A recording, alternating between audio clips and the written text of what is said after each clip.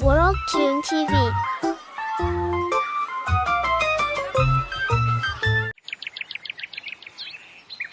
हमें हमारा हक चाहिए, नहीं किसी की भीख चाहिए। हमें हमारा हक चाहिए, नहीं किसी की भीख चाहिए।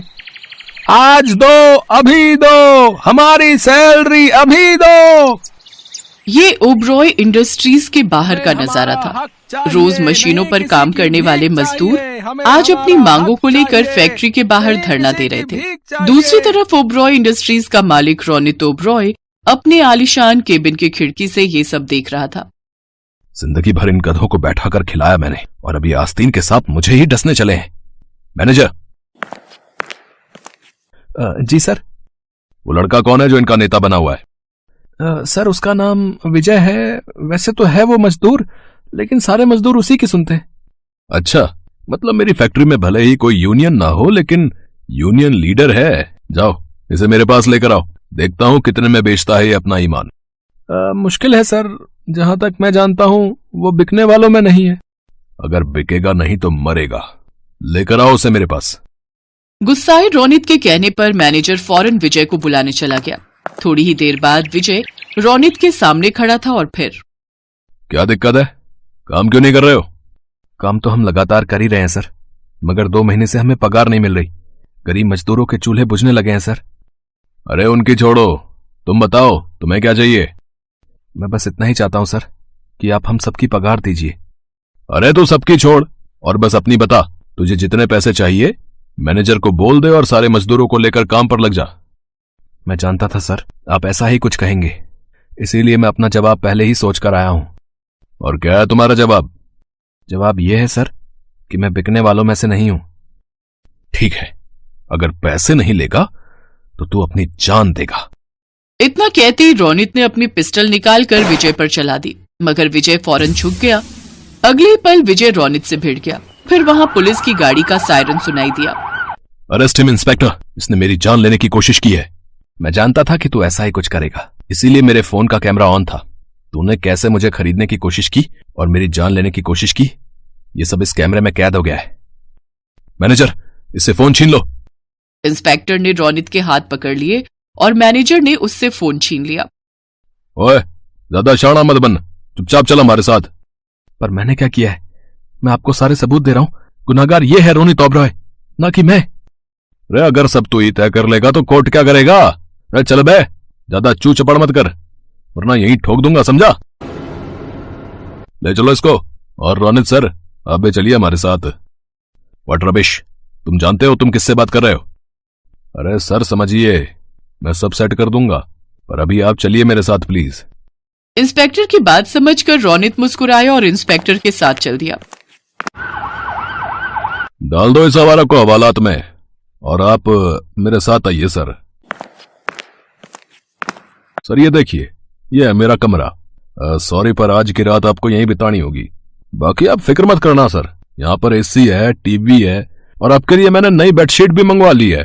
बस थोड़ी सी तकलीफ उठा लीजिए आज के लिए। बाकी कल तो आपका जो वकील है ना, पर तुम उससे मत छोड़ना। अरे सर आप बिल्कुल फिक्र मत करो, इसे तो ऐसा फंसाऊंगा कि सारी उम्र जेल में काटेगा। बाकी सर थोड़ा हमारा ख्याल रखिएगा। हाँ, एक काम करो, घर जाते वक्त मेरे मैनेजर से मिल लेना, ठीक है? हाँ, thank you sir, thank you. Good night sir. अगले दिन जब दोनों को कोर्ट में पेश किया गया तो जज ने मजदूरों की गवाही के आधार पर दोनों को ही जेल भेज दिया और 14 दिनों के बाद की तारीख तय कर दी। और इससे रोनित भड़क गया। व्हाट रबिश, इस जज को तुम्हें? अरे सर, अरे गुस्सा नहीं सर, बस 14 दिनों की तो बात है। चिंता मत करिए सर, मैंने उस लौंडे का मोबाइल ठिकाने लगा दिया है, तो आगे कुछ नहीं बिगड़ेगा। और सर जिस जेल में आपको जाना है ना, वहां का जेलर भी मेरा ही जानने वाला है। अब समझे ना सर? तुम एक काम करो, मैनेजर के पास जाओ और उससे 2 पैकेट ले लेना, एक अपने लिए और एक अपने दोस्त के लिए। Thank you sir, thank you. अब विजय को पैसे की ताकत समझ आ रही थी।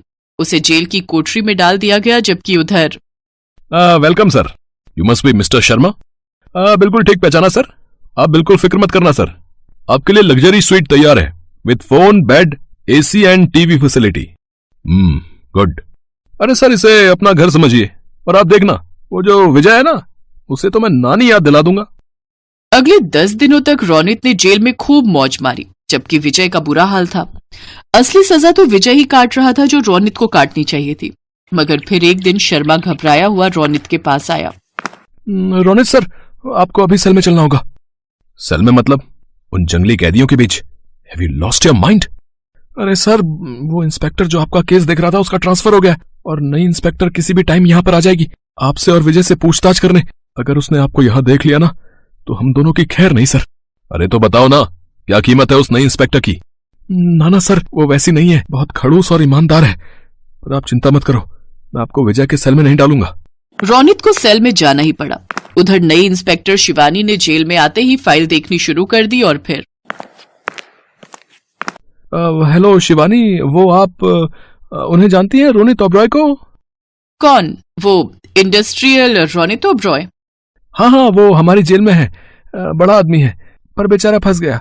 उन पर उनके ही एक मजदूर ने झूठा केस लगा दिया, तो थोड़ा ख्याल रखना उनका है। ओह, अच्छा।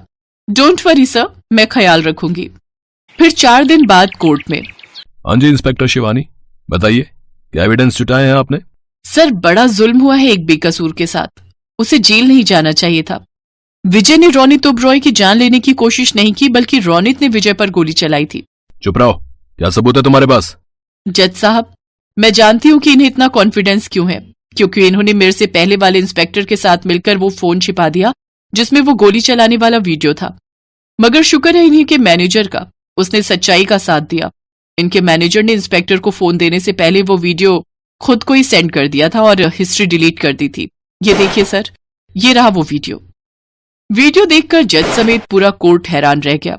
जज ने विजय को बेकसूर मानते हुए उसे रिहा कर दिया, जबकि रोनित को जान से मारने की कोशिश करने के दोष में 10 साल की सजा सुनाई। और फिर आपका बहुत बहुत शुक्रिया मैडम, मैं तो उम्मीद हार बैठा था।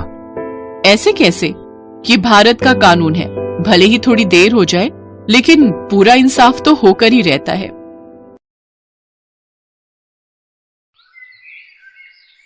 शारदा एक कोठी में काम करती थी। कोठी की मालकिन नंदिनी बहुत ही अकड़ू थी। उसे अपने पैसे पर बहुत घमंड था। नंदिनी अपने घर के किसी भी नौकर से कभी भी ढंग से बात नहीं करती थी। नंदिनी की बेटी स्वाति 5th क्लास में थी। उधर शारदा की बेटी शालू भी 5th क्लास में थी। कभी कभी शालू के स्कूल की छुट्टी होती थी तो वो शारदा के साथ काम पर आ जाती थी। शालू, तू यहाँ बैठकर पढ़ाई कर, तब तक मैं मालकिन के घर के सारे काम निपटा लेती हूँ। ठीक है मम्मी। क्या हुआ शारदा, आज तू फिर शालू को अपने साथ ले आई? वो भाभी जी, इसके पापा गांव गए हुए हैं, घर पर बिल्कुल अकेली किसके पास छोड़ती, इसलिए साथ ले आई। ये तंग नहीं करेगी, वैसे भी इसकी परीक्षाएं शुरू हो गई हैं तो पढ़ाई कर रही है। पढ़ लिख कर कौन सा इसने कलेक्टर बनना है? तुम्हारे में तो वैसे भी 5वीं 6ठी पढ़कर शादी कर देते हैं। नहीं आंटी, मैं पढ़ लिख कर बहुत बड़ी इंजीनियर बनूंगी। मैंने मम्मी पापा को बोला है कि मुझे खूब पढ़ाई करनी है। बेटा, तुम्हारी माँ गरीब है, वो तुम्हें इंजीनियर नहीं बना सकती। ये सब सपने देखना छोड़ दो। और वैसे भी तुम लोग इंग्लिश मीडियम में तो पढ़ते नहीं हो, मामूली छोटे से स्कूल में पढ़ते हो, वो भी हिंदी मीडियम, तो उसके बलबूते तो तुम इंजीनियर बन ही नहीं सकती। शारदा, बच्चों को वही सपने दिखाया करो जिन्हें तुम पूरा कर सकते हो। बेकार में ही तुम शालू के दिमाग में बड़ी इंजीनियर बनने का सपना सजा रही हो, जबकि तुम जानती हो कि तुम एक गरीब माँ हो।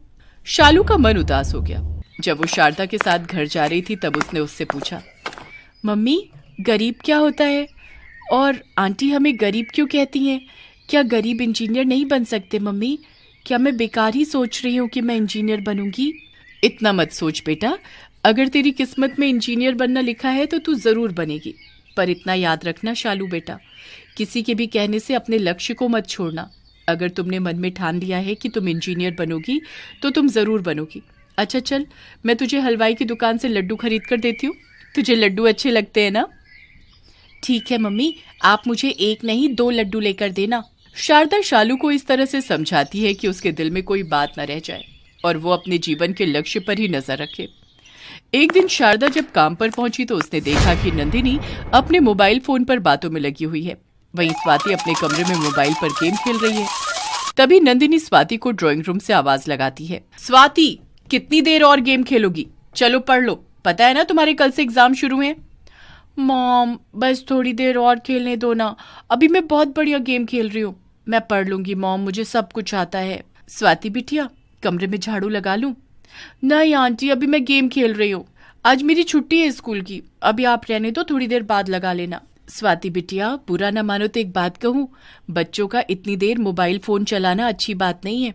आपकी परीक्षाएं भी तो कल से शुरू होने वाली है, आपकी मम्मी बता रही है। शारदा भी स्वाति को बड़े होने के नाते समझाई रही थी कि अचानक नंदिनी ने आकर सारी बातें सुन ली। शारदा, ये क्या तमीज है मेरी बेटी से बात करने की? तुम्हें यह हक किसने दिया?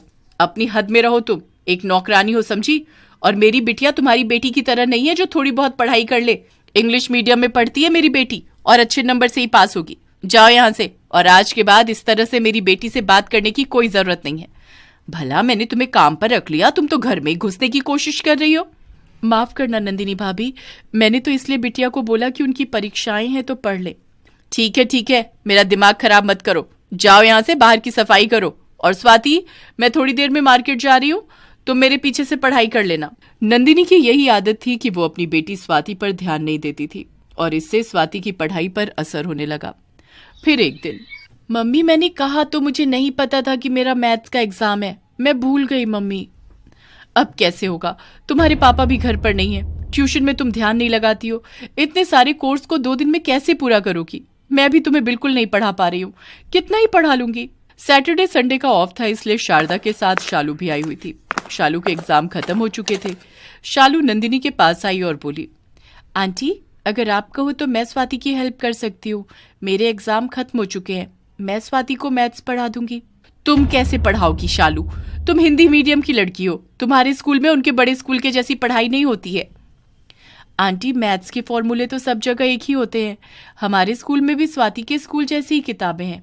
मेरा कोर्स स्वाति के साथ मिलता जुलता है, अगर आप कहो तो मैं स्वाति को पूरी मैथ्स करवा दूंगी। ठीक है, एक बार शुरू करो, मैं देखती हूँ कि तुम इसे कैसे समझाती हो। मॉम क्या कर रहे हो, शालू मुझे नहीं पढ़ा पाएगी, मेरा तो दिमाग खराब हो रहा है, मैं क्या करूंगी कल एग्जाम में। एक बार पढ़कर देख लो, नहीं समझ आएगा तो करना फिर जैसे पेपर करने, मैं क्या करूं। शालू स्वाति को मैथ्स पढ़ाने लगती है। कुछ ही देर में नंदिनी देखती है कि स्वाति शालू से बहुत अच्छे से मैथ्स समझ रही है। ये देखकर वो हैरान रह जाती है। नंदिनी भाभी चिंता मत करो, शालू मैथ्स में बहुत अच्छी है, इस बार उसके पेपर बहुत अच्छे गए हैं। उसकी टीचर कह रही थी कि वो गणित में बहुत अच्छे नंबर लेकर आई है। हाँ मुझे दिख रहा है, स्वाति शालू से अच्छे से समझ पा रही है। शालू के पास 2 दिन का टाइम था, वो शनिवार और इतवार दोनों दिन स्वाति को खूब मेहनत करवाती है। शालू का दिमाग पढ़ाई में बहुत अच्छा था, उसके बताए गए तरीके से स्वाति मैथ्स को करती है। अगले दिन सोमवार को जब स्वाति पेपर देकर आती है तो वो बहुत खुश थी। मम्मी मेरा मैथ्स का पेपर बहुत अच्छा गया है, आपको पता है शालू ने मुझे एक एक चीज समझाई थी। मेरी ही सोच गलत थी, मैंने हमेशा शारदा को गरीब कहकर उसका कितना अपमान किया, पर आज देखो उसकी बेटी कितनी समझदारी से स्वाति को पढ़ा रही थी। मुझे शारदा से माफी मांगनी होगी। कुछ समय बाद स्वाति का रिजल्ट आ जाता है। स्वाति के मैथ्स में बहुत अच्छे नंबर आए थे। नंदिनी जानती थी कि स्वाति के अच्छे मार्क्स लाने में सबसे बड़ा हाथ शालू का है। शालू बेटा, ये मेरी तरफ से तुम्हारे लिए उपहार है, तुमने स्वाति की बहुत मदद की। ये लो तुम्हारे लिए लैपटॉप, तुम्हें इसकी बहुत जरूरत होती है ना, और तुम्हें इंजीनियर भी बनना है, ये तुम्हारे बहुत काम आएगा। थैंक यू आंटी, thank you so much. Shalu के चेहरे पर जो मुस्कान थी उसका कोई मोल नहीं था। नंदिनी जानती थी कि शालू ने जो स्वाति के लिए किया वो भी काबिले तारीफ था। नंदिनी पैसे वाली थी, वो एक गरीब माँ की बच्ची का भविष्य बनाने में मदद कर सकती थी, एक गरीब की बच्ची का सपना पूरा होने में थोड़ी सहायता कर सकती थी। उसकी इसी सोच ने उस दिन से उसके व्यवहार को बदल दिया। अब कभी भी स्वाति को पढ़ाई में कोई परेशानी होती तो नंदिनी शालू को बुला लेती। नंदिनी ने देखा कि व्यक्ति अमीर या गरीब कुछ नहीं होता, व्यक्ति का चरित्र मायने रखता है। अच्छी संगत में रहने से बच्चे अच्छी सीख ही लेते हैं। स्वाति को बार बार पढ़ने के लिए कहा जाता था, पर आज वो भी शालू के साथ रहने से